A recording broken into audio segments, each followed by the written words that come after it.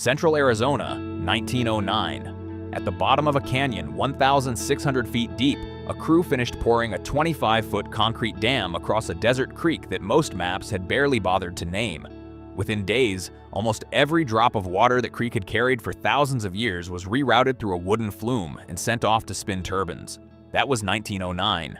By the summer of 2005, the power company that owned it all did something almost no one in the American Southwest had ever done on purpose. They shut the dam down and walked away.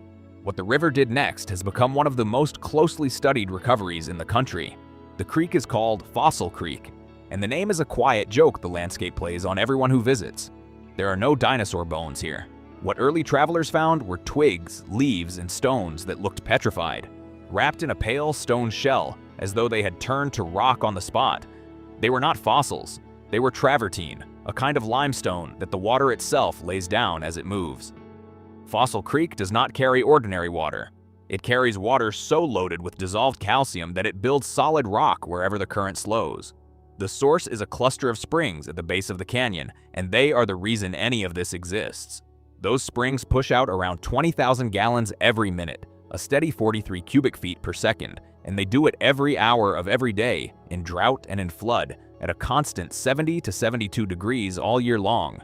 In a state defined by dry washes and rivers that disappear by midsummer, that kind of reliability feels almost impossible. The water simply appears out of the rock, and it never stops. Where it slows against a fallen log or a bend in the channel, the calcium comes out of solution and hardens, sealing sticks and leaves inside pale ledges of stone.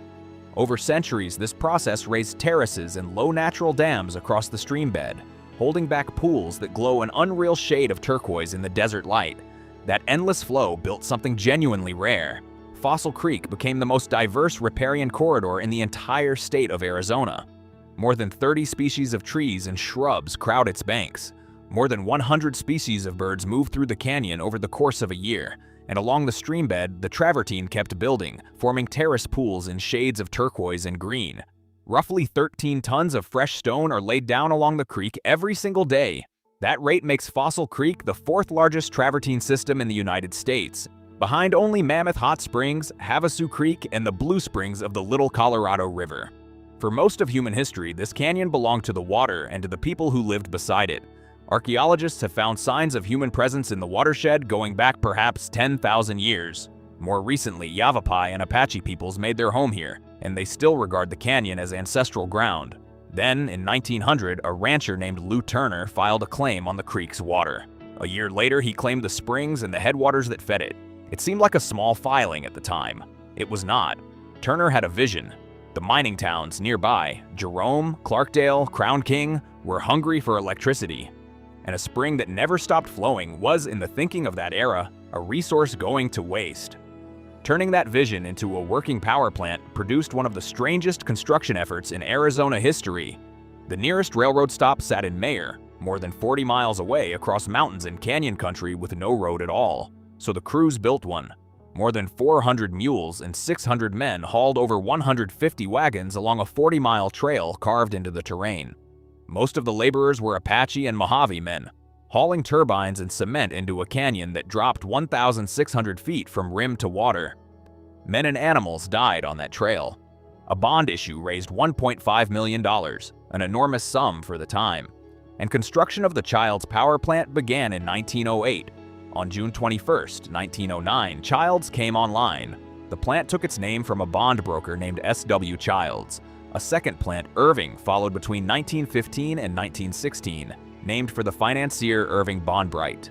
To feed both plants, the creek's flow was funneled through 8,800 feet of flumes, and the 25-foot dam near the springs captured almost the entire stream. At the time, this looked like nothing but progress. Water that had been running freely for thousands of years was finally being put to use. What it was costing the river would not be understood for the better part of a century. The payoff was real. By 1920, the Childs and Irving plants together supplied roughly 70% of the electricity for the growing city of Phoenix.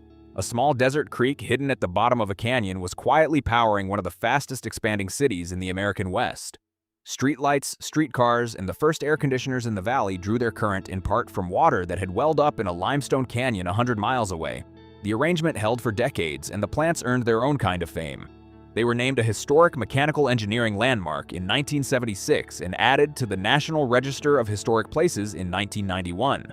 But below the dam, the creek was a ghost of itself. With almost all of its water pulled into the flumes, the stream bed downstream of the springs ran at a trickle, sometimes as little as 1 or 2 cubic feet per second, where the full flow should have been 43 or more. The travertine, which needs moving water to grow, stopped forming along long stretches of the channel. The famous pools shrank. Native fish that had evolved in this one specific stream were squeezed into a fraction of their old habitat, and into that weakened system slipped non-native fish, bass and others, that preyed on the natives and outcompeted them for what little was left. For a creek whose entire identity was building stone out of water, that was, to put it plainly, a slow disaster. For most of the 20th century, the story only ran one direction. The dam made power. The historic honors piled up, and the diminished creek downstream was simply accepted as the cost of doing business. By the 1990s, that logic began to break down. The two plants were old, and on the scale of a modern power grid, almost trivially small. Environmental groups, including the Center for Biological Diversity, pressed the point that diverting the creek had wrecked its rare travertine formations, shrunk its wetlands, and driven native species toward collapse. Meanwhile, the utility that now owned the plants, Arizona Public Service, weighed the cost of relicancing and rebuilding century-old infrastructure against the modest power those plants still generated. In 1999, the company reached a decision that genuinely stunned conservationists who were used to losing fights like this one. Arizona Public Service agreed to decommission both plants and return the full flow of Fossil Creek to its natural course.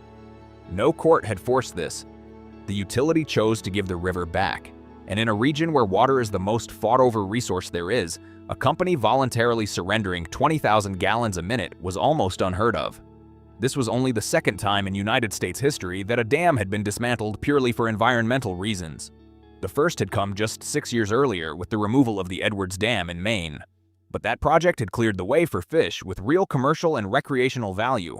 Fossil Creek was different. The fish it was meant to save, the suckers and the dace and the chub, had almost no market value at all.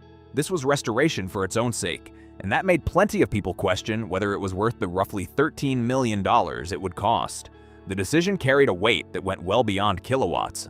For the Yavapai Apache Nation, whose ancestors had helped build the very dam now being taken apart, the moment was complicated.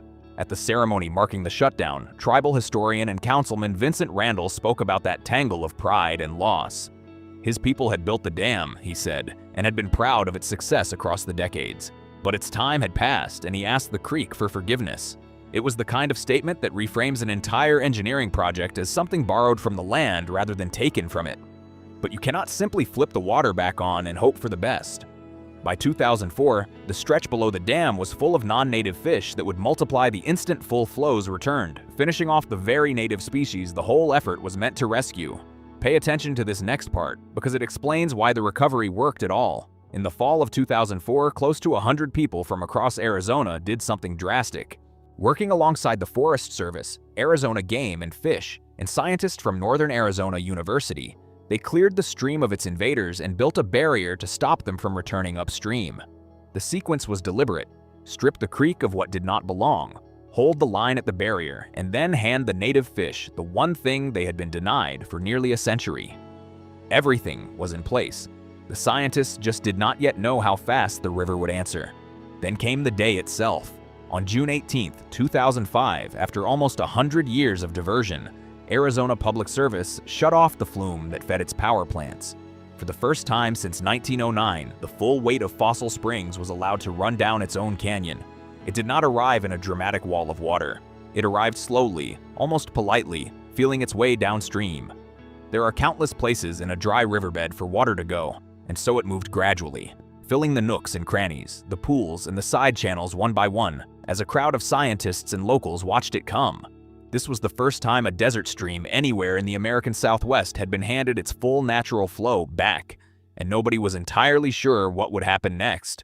If you are the kind of person who finds this fascinating, that a river can be broken for nearly a century and then simply given back, consider subscribing. This channel covers the wild comebacks happening across America, the ones that rarely make the news. Now, back to the canyon, where the results surprised even the researchers who had spent years preparing for this exact moment.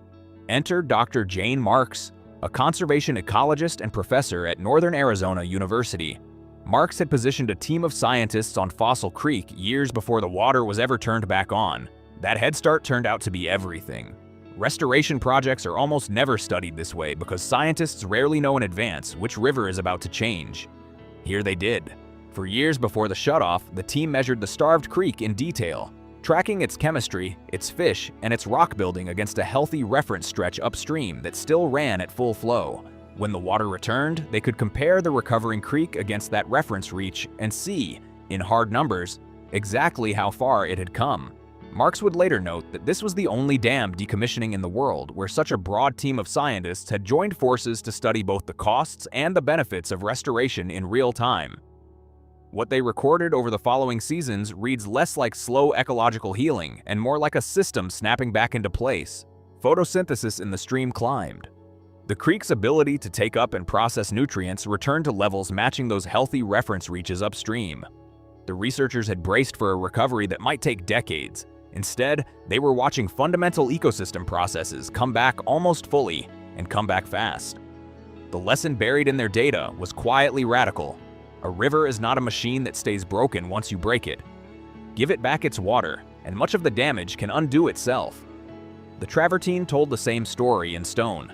Along starved stretches of channel, the mineral building had gone dormant for decades. Once the flow returned, it began again almost immediately. In the years that followed, scientists watched new travertine dams rise along a 6-mile run below the springs, some of them growing more than 2 centimeters every year. Water was quite literally turning back into rock at a measurable pace, and the turquoise pools that had defined the canyon started to refill and deepen. Marks could have called the project a success right there. She did not. The most striking numbers were still coming. The fish told the most dramatic story of all. With the invaders removed, the barrier holding, and the full flow restored, the native species that had been clinging to survival did something remarkable. They exploded. In the years after restoration, biologists recorded population increases that are genuinely hard to believe on paper. Sonora suckers multiplied roughly 17-fold. Desert suckers climbed around 52-fold. The round-tailed chub, a fish that had been circling local extinction, came back about 70-fold. And the speckled dace, a small, unglamorous native minnow, increased. Something on the order of 150-fold. And no, I am not making that number up. A population that had nearly blinked out of the canyon entirely came back more than 100 times over in the span of a few years. Today, Fossil Creek is home to 9 native fish species, and it holds a distinction that no other stretch of river in Arizona can match. It is the longest reach of river in the state where the native fish community is completely free of non-native species. In 2009, the recovery had gone so well that Arizona wildlife managers opened the first catch-and-release native fish season the state had ever run, built around the roundtail chub, a species that only a few years earlier had been fighting for its survival. The recovery did not stop at the waterline. The restored corridor now supports somewhere near 200 species of birds, mammals, reptiles, and amphibians, including sensitive species like the southwestern willow flycatcher and the Chiricahua leopard frog. In the 50-acre botanical area around the springs alone, researchers have cataloged 166 species of plants. A creek that had been quietly dying below its dam had become one of the richest pockets of life in the Southwest. The recognition followed the recovery. In March of 2009, Congress designated nearly 17 miles of Fossil Creek as a wild and scenic river, one of only 2 rivers in all of Arizona to carry that protection. In the span of a few years, Fossil Creek had gone from an industrial water source drained for turbines to a federally protected wild river held up as a model for restoration projects around the world. That timing was no accident. The country was slowly waking up to the idea that some dams take more than they give, and that aging concrete blocking a river is not always worth keeping. Fossil Creek became one of the clearest proofs of a simple, once radical claim. Give a river its natural flow back, and it can rebuild itself far faster than almost anyone expected. But success brought a problem almost nobody had planned for. Before the decommissioning, few people ever made the difficult trip down into the canyon. Then word spread. A place with clear, warm, turquoise water in the middle of the high desert proved irresistible. Within a few years, the creek that had survived a century of diversion faced a very different threat. Crowds. Thousands of visitors a year began pouring into the canyon, trampling banks, leaving trash, and straining the very ecosystem the restoration had rebuilt. A river that had survived a hydroelectric empire was now being worn down by people in water shoes carrying coolers. The response has been an ever-tightening system of permits and reservations run through the Forest Service that caps how many people can drive down into the canyon on any given day. Visitors now have to reserve a parking spot in advance, sometimes weeks ahead, for a river that a generation ago almost nobody visited at all. Jane Marks framed the goal plainly. The hope, she said, was to shift Fossil Creek from a party spot back into what it truly is, an ecologically important place. The irony is hard to miss. Having saved the creek from being drained, its stewards now have to save it from being loved too much. Which brings us back to 1909 and that crew pouring concrete at the bottom of the canyon, certain they were building the future. They were not wrong, exactly. For 100 years, that dam helped light up Phoenix. But the deeper future turned out to belong to the water they diverted, not the structure they built to hold it back. The concrete is mostly gone now. The springs are still running exactly as they have for thousands of years. 20,000 gallons a minute, turning water back into stone. A single decision to stop taking and to let a river simply be a river rebuilt one of the most remarkable ecosystems in America. The story of Fossil Creek suggests that some of the most powerful things we can do for the natural world are the things we choose to undo. If you want to see more of these quiet, unlikely comebacks, the ones happening in canyons and forests while nobody is watching, subscribe and stick around. There is a lot of wild left in America worth paying attention to.